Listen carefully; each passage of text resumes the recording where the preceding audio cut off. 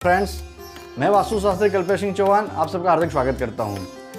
Friends, इस channel के अंदर वास्तु के बारे में बातें करते हैं। आज एक मैं नए टॉपिक के साथ आपके सामने आया हूं। फ्रेंड्स, जैसे अपने शरीर का मुंह सबसे महत्वपूर्ण होता है, सांस लेना हो या खाना हो। वैसे तो पूरे शरीर के अंदर सब अंगों की महत्वता है, लेकिन उसके बावजूद भी मुंह वो सबसे ज़्यादा इम्पोर्टेंस होता है। उसी तरह अपने घर के अंदर भी बात करें तो घर का जो मेन डोर, जो द्वार है, वो सबसे ज़्यादा महत्वपूर्ण होता है।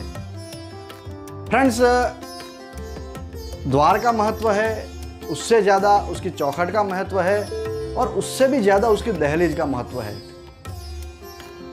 दहलीज जो घर की बाहर की नेगेटिविटी है उसको अंदर नहीं आने देती है, और घर के अंदर से जो आप पॉजिटिव लेके जो बाहर जाते हो, काम करने जाते। मैंने एक किस्सा सुना हुआ था।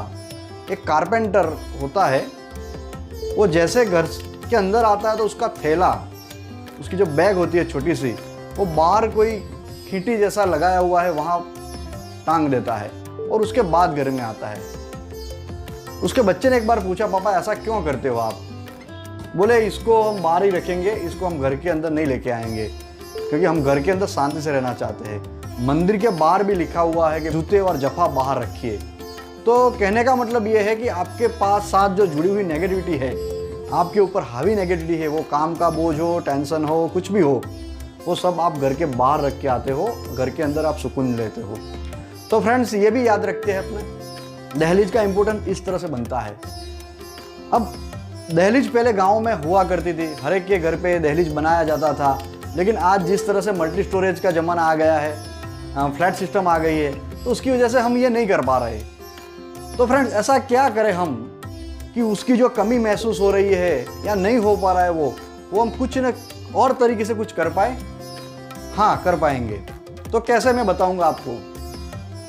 एक छोटी सी टिप्स है उसके बारे में। अगर दहलीज सही तरह से नहीं बनी हुई है तो उसके लिए क्या करना है। तो फ्रेंड्स, पेन और बुक लेकर तैयार हो जाइए, मैं आपको टिप्स देता हूँ। फ्रेंड्स, आपको वैसे नया मकान बन रहा है, उसके अंदर कोई तोड़फोड़ करने की ज़रूरत नहीं होती है, लेकिन बना हुआ मकान है तो उसकी जो दहलीज है उसको आपको तोड़ना पड़ेगा, और उसके अंदर जो पुरानी मिट्टी है जो बिल्डर ने बना के दी है उसको निकाल दीजिए। उसके अंदर त्रिवेणी संगम की रेती, मतलब हमारे यहाँ तो चाणोद है गुजरात के अंदर, वहाँ की रेती मिल जाती है, और कहीं प्रयाग से मिल जाए, आपको इलाहाबाद से मिल जाए, तो वो रेती को आप दहलीज के अंदर डाल दीजिए। उसके बाद गौमूत्र, गंगा जल से उसको शुद्धिकरण कीजिए, कपूर डालिए उसके अंदर, कपूर प्रज्वलित कीजिए उसके अंदर, और उस तरह से उसकी पहले तो क्लींजिंग प्रोसेस कीजिए। उसके बाद में जो चीज़ें बताऊंगा वो आप रख लीजिए। तो सबसे पहले 5 गोमती चक्र लीजिए, 5 बादाम लीजिए, शहद ले लीजिए, चनोठी जिसको गुंजा बोलते हैं, रत्ती बोलते हैं, उसको ले लीजिए, हल्दी की 5 गठाने ले लीजिए, और ये सब इकट्ठा करके आप वो दहलीज के अंदर डाल दीजिए, और उसके बाद नई मिट्टी भर के उसको बंद कर दीजिए। और हो सके तो वो दहलीज को आप आधा इंच फ्लोरिंग से ऊंचा रखिए।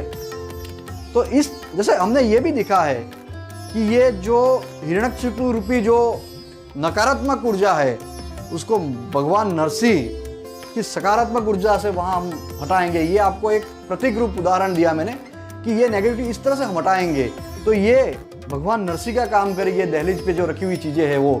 और जैसे आप घर के अंदर आते हो तो वो नेगेटिविटी छोड़ के आते हो, बाहर रह जाती है, और घर के अंदर से जो आप पॉजिटिव होके जाते हो, जैसे पूजा की आपने, मेडिटेशन किया, या कुछ भी आपने अर्चना की, कुछ भी किया आपने, तो वो पॉजिटिविटी आप में आई है, जो काम करने जा रहे हो आप, वो पॉजिटिविटी जैसे आपका पाँव दहलीज से ऊपर से लांघोगे आप, तो पॉजिटिविटी 2 गुना 4 गुना बढ़ जाएगी। तो फ्रेंड्स, देखिए आप, ये दहलीज का इतना सा छोटा काम लेकिन आपके जीवन में काफ़ी परिवर्तन ला सकता है। तो फ्रेंड्स, देखते रहिए, इस तरह की टिप्स मैं देता रहूँगा, और मेरे चैनल को सब्सक्राइब कीजिए। Thank you very much, good bye.